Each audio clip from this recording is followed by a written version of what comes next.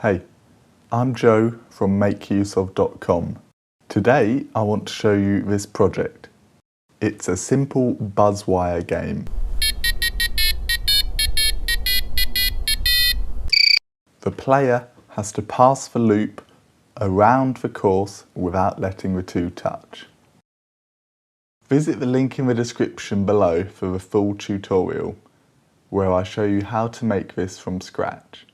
I cover bending the wire, building the case, making the handle and wiring it all together to the Arduino and 7 segments.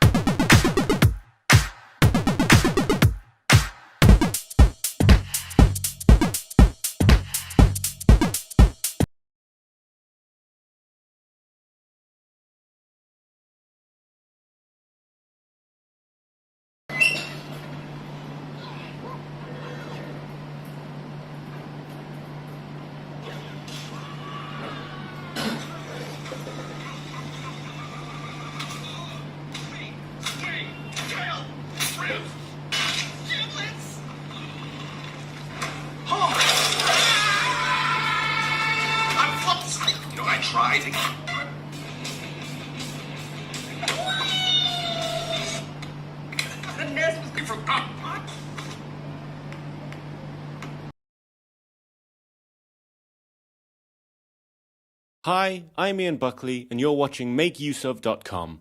Today we're showing you how to make a custom controller for your Unity project with an Arduino and some basic components.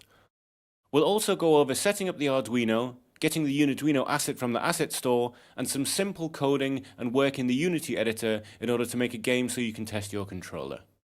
Thanks for watching and be sure to subscribe for more giveaways and tutorials from all of us here at MakeUseOf.com.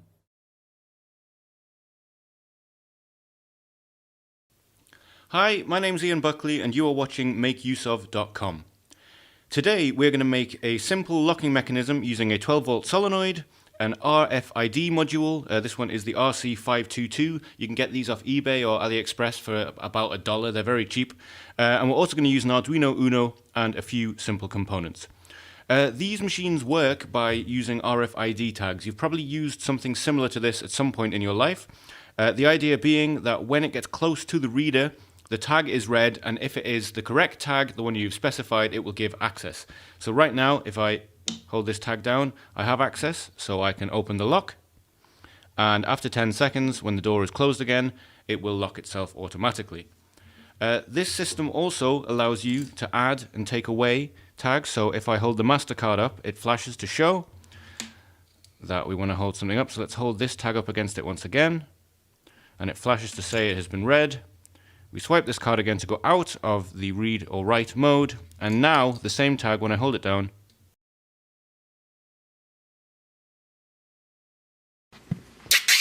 Lucky, Lucky, Lucky! Come on, Lucky! Come here, Lucky, come here! What did you do?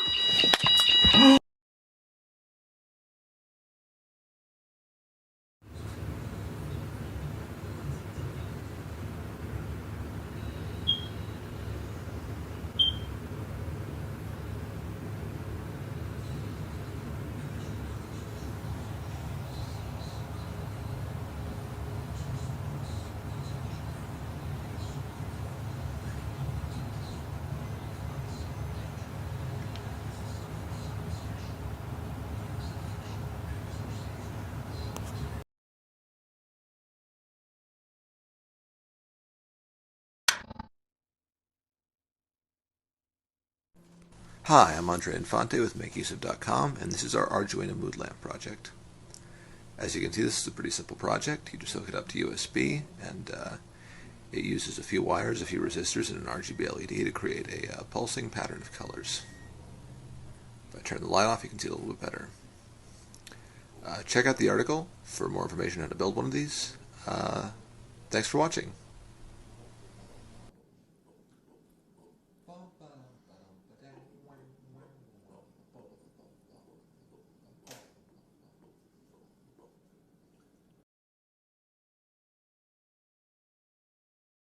The power supply is on and our sensor value is below that 450 volt threshold, so our fan is currently off. And if I take the soldering iron, I'll touch it a little bit and you'll see it kicks in at that 10% duty cycle, which is enough to actually start the fan. So let's go ahead and do that. Kicks in right there, barely enough to start the fan. So we might have to start at a higher percent duty cycle, and it starts to ramp up there. You can hear it speeding up.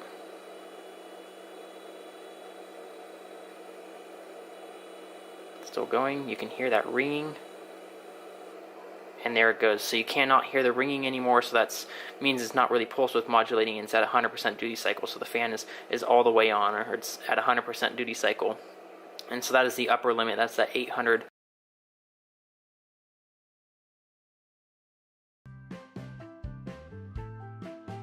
Hey guys, I am Nick and welcome to Educate TV, a channel that is all about do-it-yourself electronics projects with Arduino, Raspberry Pi, ESP8266 and other popular boards. In this video we are going to build an Arduino powered game. It is the classic Pong game.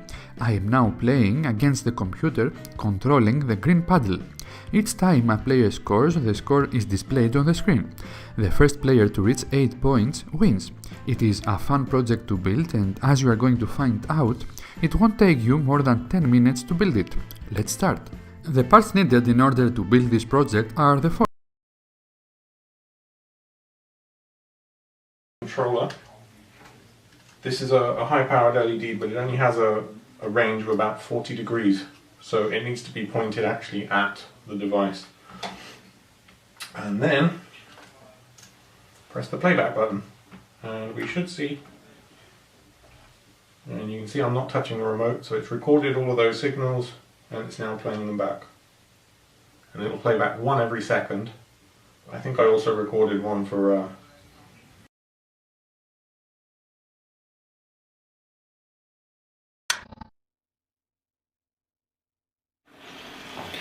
Hi guys, I'm James Bruce with MakeUseOf.com, and in this week's DIY tutorial we are making a DIY Ambilight, which you can see behind me here, the cheapest, easiest DIY Ambilight around. The total cost is around $60, and you'll need this strip of 5 meters of individually addressable RGB LEDs. It's really simple. You also need a computer to drive the display, a power supply unit and an Arduino. Now you can buy a commercial kit from somewhere like Adafruit for the same price, but it only comes with 25 LEDs.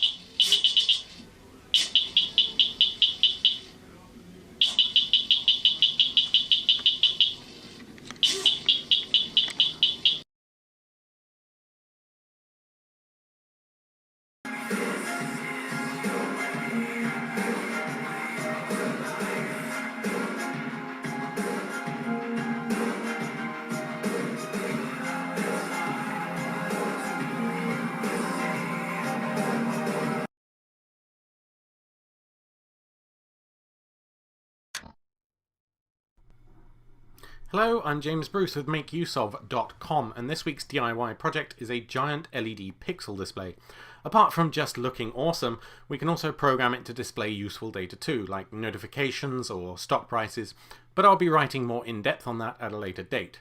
For now, it's really just about making the display itself. I will, however, briefly mention that this is currently running a bit of software called Gladiator by solderlab.de, which is a free but professional grade LED matrix control software that runs in Java and can control up to 512 pixels from an Arduino. It works a bit like a DJ mixer but for pixel animation, so you have a left and a right pattern and you can mix between the two with a fader. You can even load in GIF animations if you like. Anyhow, how this was constructed. First, I bought 2 reels of 5 meter long WS2812B LED NeoPixels. These are about $35 each from China, and I didn't use all of them, so there's some left for future projects. I then cut up those strips into lengths of 15 LEDs each, and glued them onto the back panel of a 50cm square